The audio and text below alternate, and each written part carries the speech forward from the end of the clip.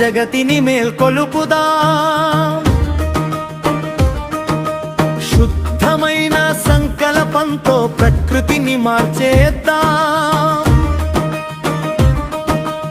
ఆత్మజ్యోతిని వెలిగించి హరితలోకాన్ని రచిద్దాం. సత్యయుగపు సృష్టికై పర్యావరణాన్ని రక్షిద్దాం.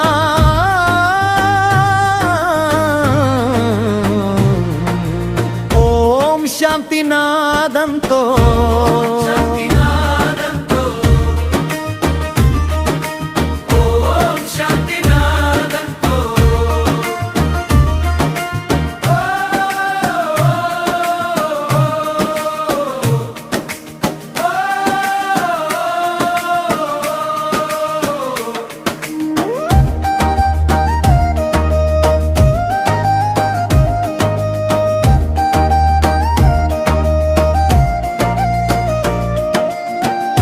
మనసులోన శాంతి ఉంటే మనుగడంత పచ్చదనం. రాజయోగ ధ్యానమే సృష్టికి సంజీవనం. కల్మషాలు వీడిపోతే కరుగుతుంది కాలుష్యం. శుద్ధమైన ఆలోచనే పర్యావరణ భాగ్యం. ఓం శాంతినాదంతో ఈరోజు ప్రపంచ పర్యావరణ దినోత్సవం సందర్భంగా నేను ప్రకృతిని సర్వదా సంరక్షిస్తానని ప్రతిజ్ఞ చేస్తున్నాను. పర్యావరణాన్ని పరిరక్షించే బాధ్యతను తీసుకుంటాను. మొక్కలను నాటుతూ నీటిని నిల్వ చేస్తూ వృధా చేయకుండా ప్లాస్టిక్ తో కాలుష్యాన్ని పెంచకుండా ప్రకృతికి సరిపడే విధంగా జీవిస్తాను.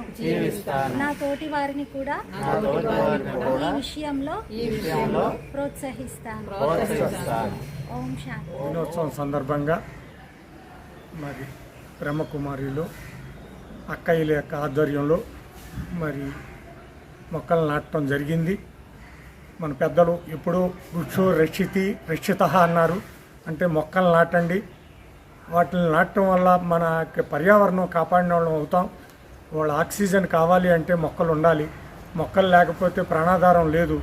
మరి ఈ మొక్కల్ని పరిరక్షించవలసిన బాధ్యత మనందరి మీద ఉంది అనేది మరి వాళ్ళ బ్రహ్మకుమారి సంస్థ ద్వారా అక్కయ్యలు తెలియజెప్పారు. మరి ఇది చాలా సంతోషకరమైన విషయం. దీని మీద మనం మరి ప్రతి ఒక్కరం ఒక్కొక్క మొక్క నాటి ఈ సంవత్సరంలో మరి మన పర్యావరణాన్ని కాపాడి అలాగే ప్లాస్టిక్ భూతాన్ని కూడా తరిమికొట్టి మనం ప్రకృతిలో జీవించాలి అనేది మన యొక్క ఉద్దేశం. దీన్ని కాపాడుకుందాం, మన భూమాతను కాపాడుకుందాం. మనందరం కూడా సంతోషంగా జీవించాలి అంటే మనందరం కూడా మరి ఈ యొక్క కార్యక్రమంలో పాల్పంచుకోవాలని మనవి చేస్తూ అక్కయ్యలకి మరొక్కసారి నమస్కారాలు, ధన్యవాదాలు.